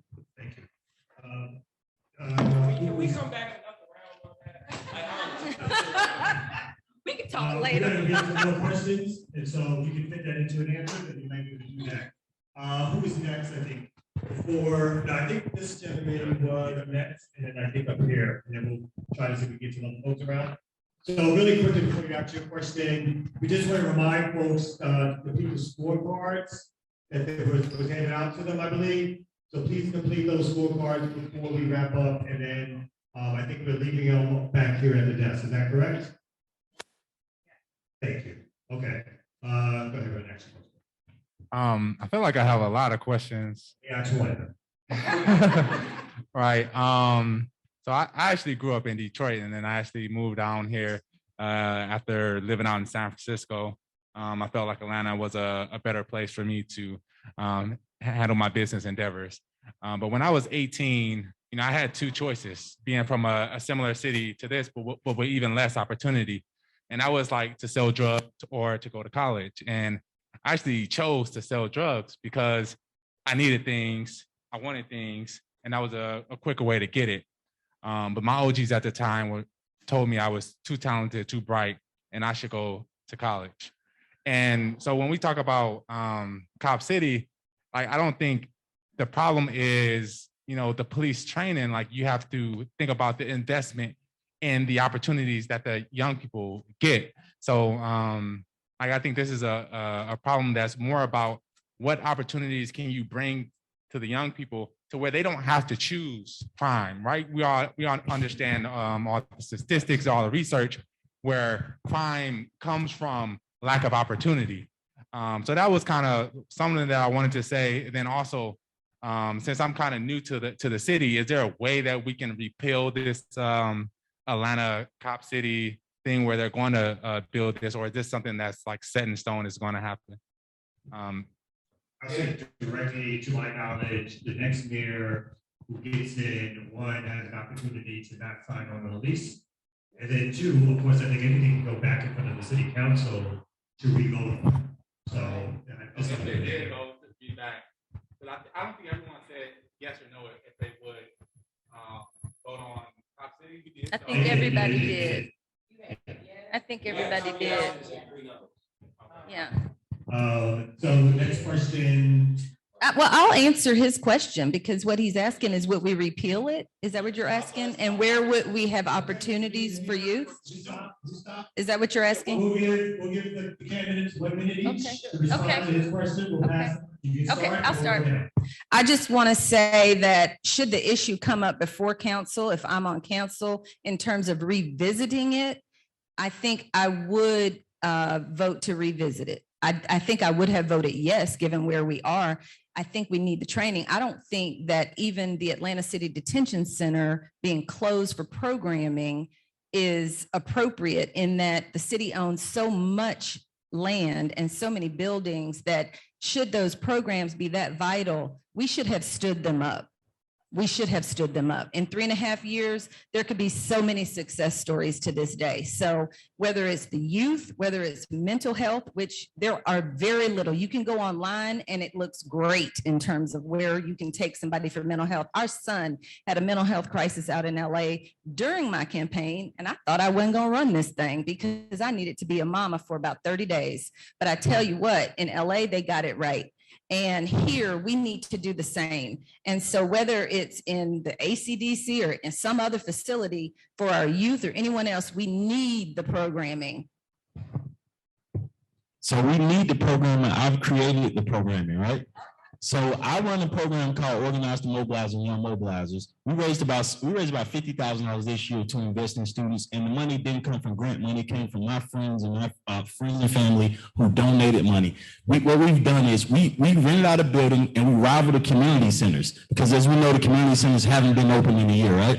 What we did, we put internet in that building. We put cameras in that building, not cameras to watch people, cameras that the students can learn how to use and videotape stuff.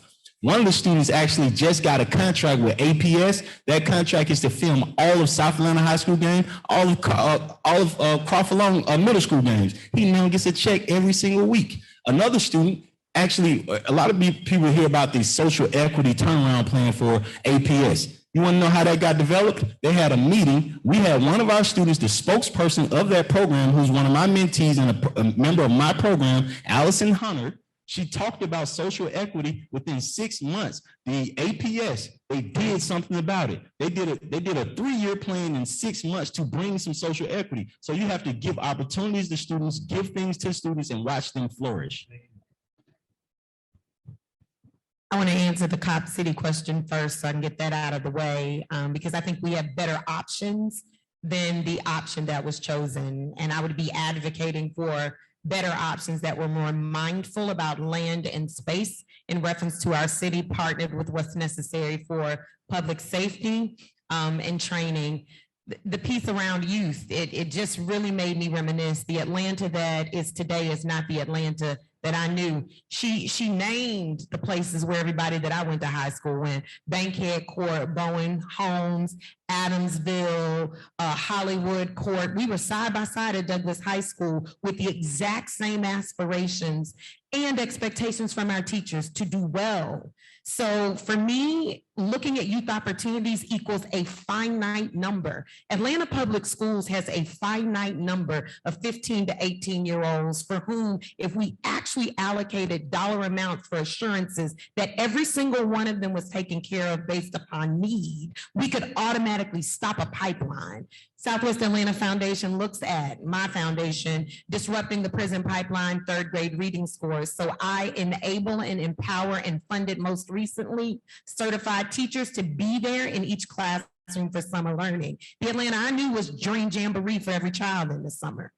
It was youth employment. Yep. Thank you. To the Cop City question, right? Like I said before, it's a no.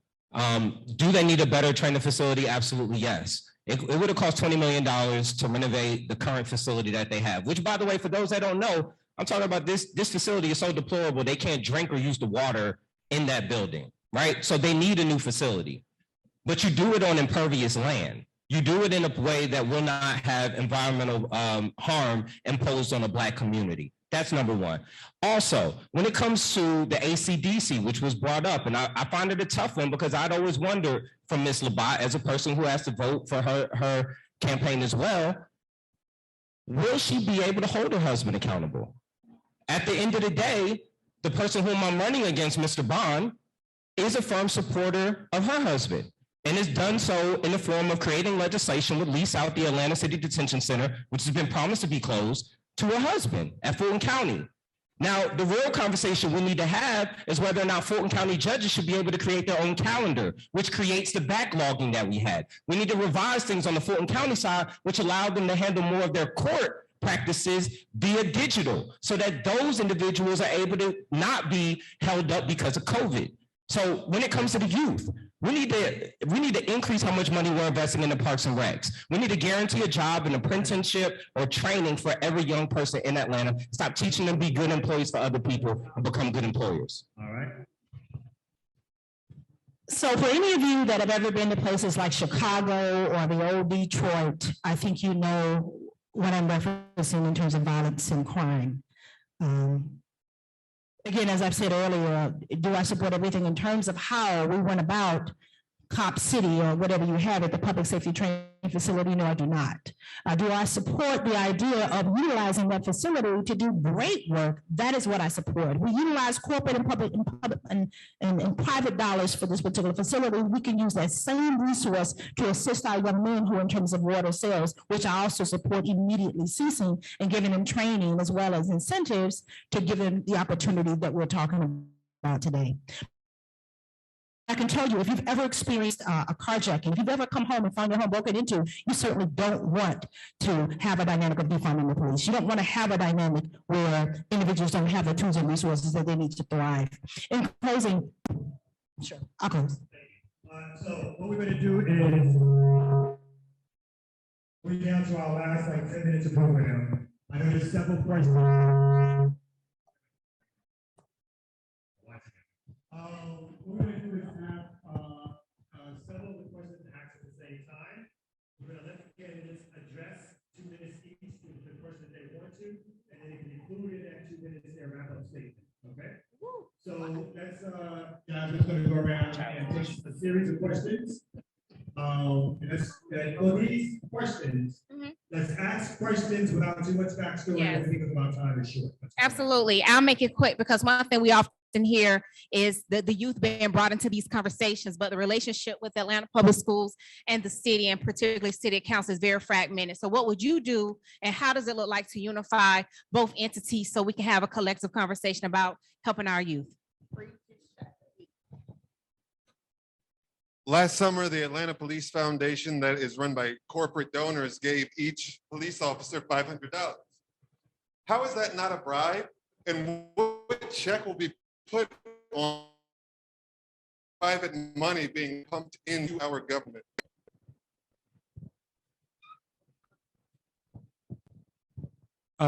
In an effort to address shortages in housing, how do you think about zoning?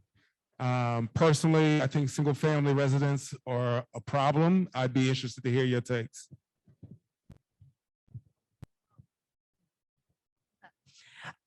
If you walk outside right now, you see a mural of Jamarian Robinson. What will you do as city council to make sure that more Black men are not gunned down in the streets every day? So since you, if you all are put into position, when you see your peers, your colleagues doing things that are below the table, doing things that are, what's the word I'm looking for? Corrupt behavior. How will you behave? Because you will see it, and we know that, right? So how will you behave? Will you commit yourself to calling that out, or basically how much corruption is acceptable to you all? Let's do it. There's one more up here. Yes, I did. I just want to say I am from Chicago, and I know Chicago had a development of a similar thing like Cop City, and the violence only increased. So I want to ask all of you, even I did agree with some of you, especially you, brother. I appreciate the work that you're doing for the community and stuff like that. But when is my body in my community going to stop being seen as a commodity and as something as a threat? And what I mean by that, even by the way you all are talking about our communities, oh, we only need more opportunities. You guys are talking about economic opportunities. Social mobility is not only about the economic. When are we going to stop being seen as individuals, but something as collective, right? Because that's what community needs. We need to be investing in our community as a whole, not only making sure that some of these properties are tax abated so Susie can keep their house, but the house next door won't get that. And then you can do a TIF funding project. And so you can take something like the Mall West End and turn that into a bunch of hotels. Like, I'm tired of that. So when are you guys gonna stop seeing us individuals, so individually, our Black communities as these commodities, and seeing us as citizens that belong to the community and should have a right to own and have power and autonomy over how our community is governed? What steps are you taking to empower our community members and making sure that we are living more autonomously and that we have a collective safety net, not just only a few of us are put up and brought up because we've been doing the same shit for 400 years. And I'm sorry for cussing. I don't even, but in regards to training, I'm sorry, but like, I see cops as dogs, and like, you can say like a German Shepherd can be trained to be all these other types of things, but as long as these German Shepherds see me as a threat, that dog is going to bite. And you guys keep talking about bringing more dogs into these cages. Like, I'm sorry, that's why I think we need to be shifting. Sorry, but I just have more further questions of what that training is, what that innovation is, and how you guys are going to be investing in our communities, not only looking at us as individual commodities that need just more economic opportunity.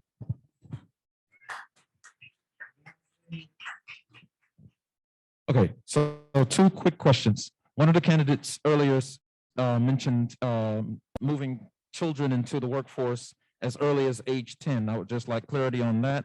But one of the things that is on the scorecard that we did not really get to hear about is infrastructure. And we all know that Atlanta's infrastructure has been deteriorating ever since the Olympics came in 1996. So my question is, if you guys were voted in as city council, what would you do to reinforce the Atlanta infrastructure?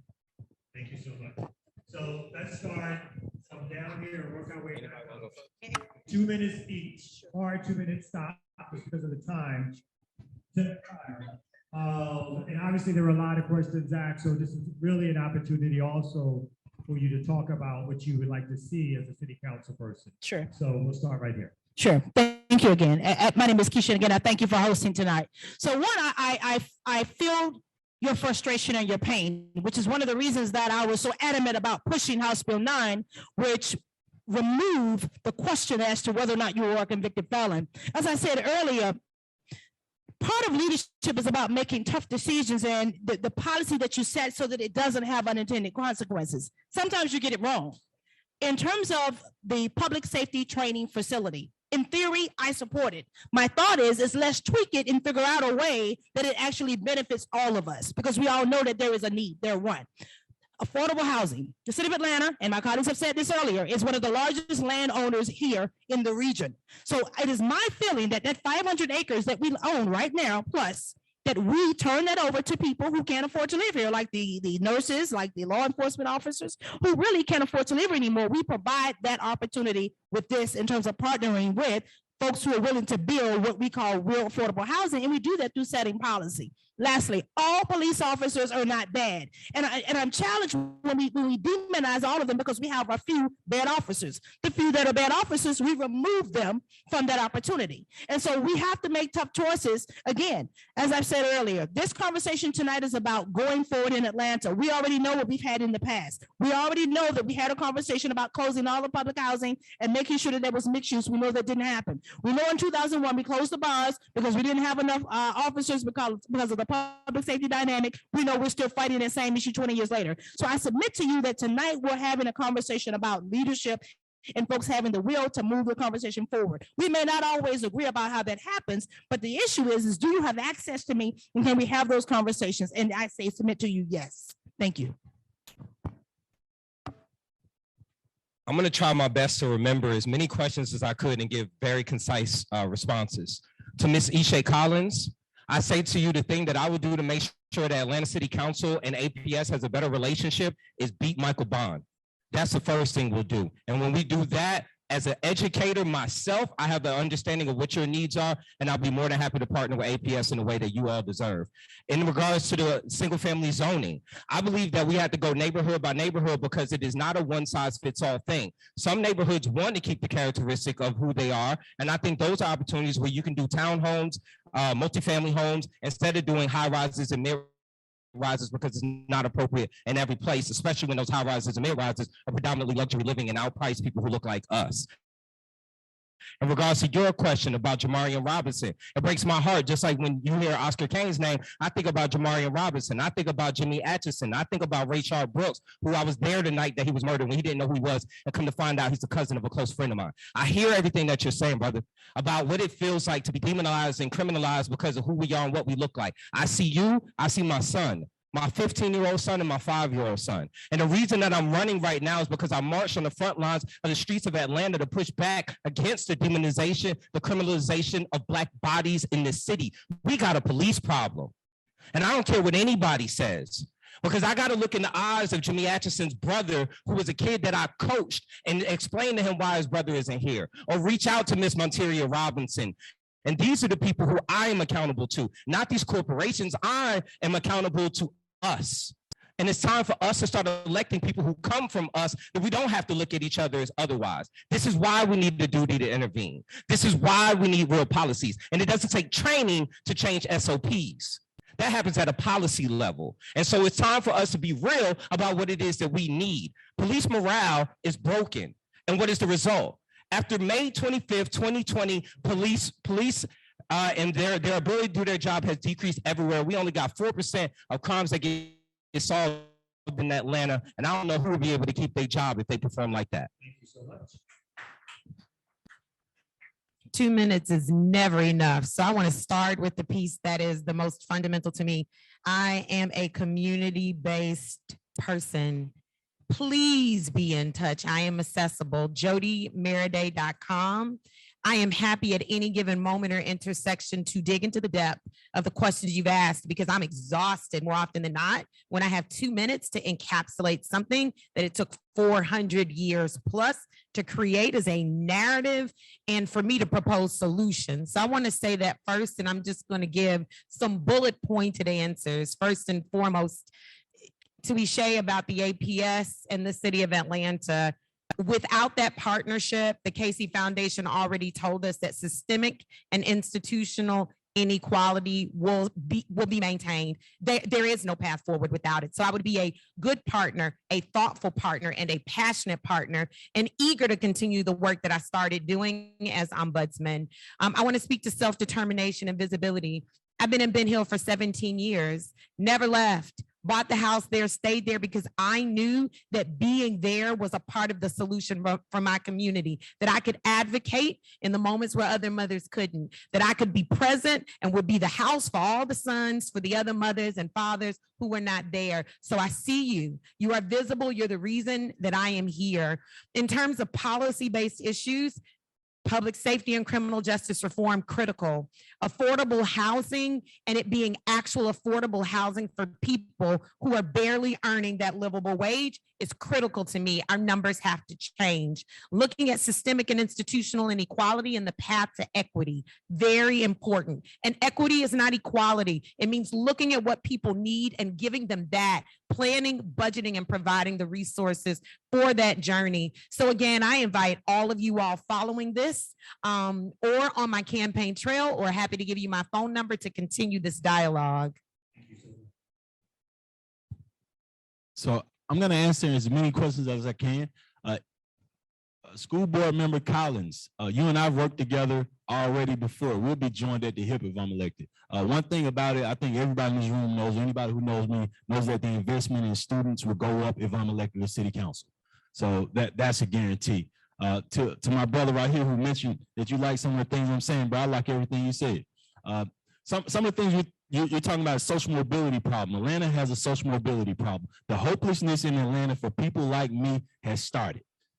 When I was born, raised here in Atlanta, I thought I could own a Lamborghini at 4. I thought I could be president at 2. When I met Mary Shirley Franklin, I got my first job because I told her I wanted her job. So everybody in Atlanta, we don't believe we're poor. Now we believe we're poor. That's what has changed over the past 17 years. I'm grateful I'm not running against any of you all.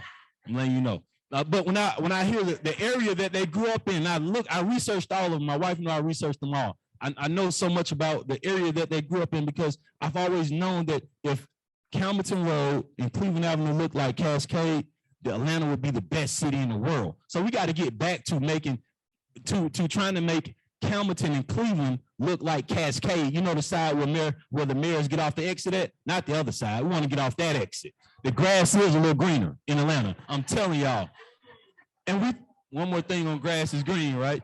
We also know grass growing in concrete. You always hear stories about how the part of Atlanta I grew up in, you always hear about how grass, flowers don't grow in concrete. Ride on my side of the city. I ride a Segway. Ishay sees me on my Segway scooter all the time. I don't drive my car as much. I raced him. I beat him in a race on it. Side note, I used to work for Keisha Waits. Keisha Waits beat me in the election and hired me. My first job when she beat me when I was 24 years old, and she hired me to work in her office. That was an investment in the students.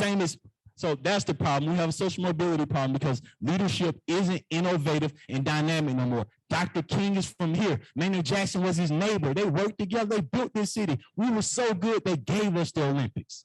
We got to get back to that.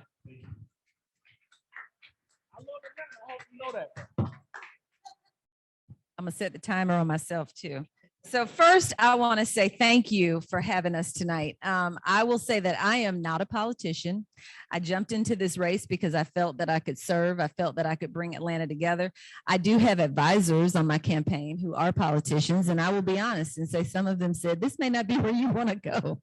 But listen, it is where I want to go. I'm leading in the polls, which I didn't ask anybody to send me the polls. I don't want to know that. What my thing is, I just want to be a united leader. I want to be effective. And so everybody is my crowd. That's all I have to say on that. But I want to say my husband, Sheriff of Cobb County, Craig Owens, Sheriff Scandra in Henry County, Sheriff Kibo Taylor in Gwinnett County, Sheriff Melody out in DeKalb, they do not view you as dogs. They know what they have in their departments, and that needs to happen across police departments and all law enforcement in terms of leadership changes, because they have friends, family, sons, nieces, daughters who get pulled over, and that compassion and the way that they govern and the way that they enforce the law needs to become the norm and not the exception, and they need to understand the institutional racism that's in there and change it.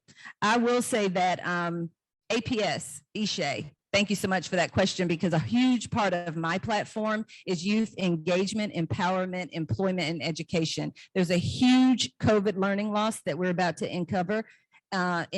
And really, when we get to standardized testing, our kids are really going to suffer. So if it isn't us, who is it that's going to partner with APS? So I'm here to partner with you. And to speak to your question on 10 years old, I'm on the lead advisory board with CJ Stewart, lead, launch, expose, advise, and direct. And it's a youth empowerment and mentoring program where we work with kids as young as 10, and we bring them into environments where they can shadow maybe a lawyer or maybe a radio host, and they get paid for that. But they have a opportunity to earn money so that they're not on the street, they're not doing this, that, and the third. And so as early as 10, but we just need to engage our youth and show them they can be successful early outside a report card. So we just want to take an opportunity to thank all of the candidates, the school board candidates, city council candidates. Y'all can give them a round of applause.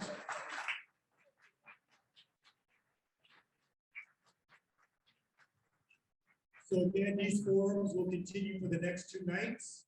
So please remember that. We'll have different candidates coming over the next 2 nights here at the same time, same place. We want to end on this note. So again, as community movement builders, one of the reasons why we wanted to participate in these forums was not necessarily because we wanted to tell you who to vote for. What we really want to get across to you is that no matter who you vote for, you're going to have to do organizing in your community. You're going to have to lead the way in your community.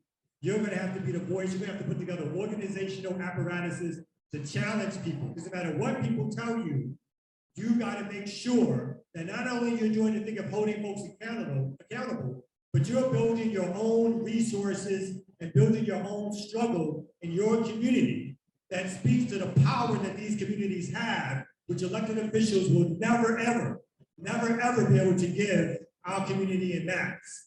So you remember that. Voting is one thing.